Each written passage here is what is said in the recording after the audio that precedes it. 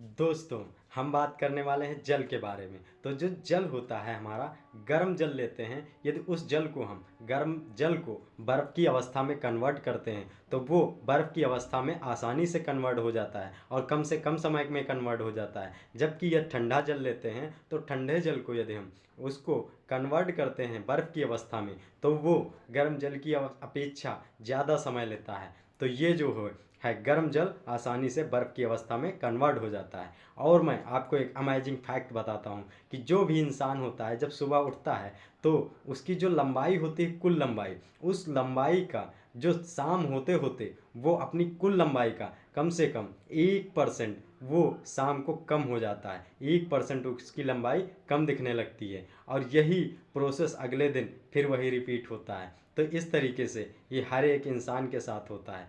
ये जो है आपको अमेजिंग फैक्ट पता होना चाहिए।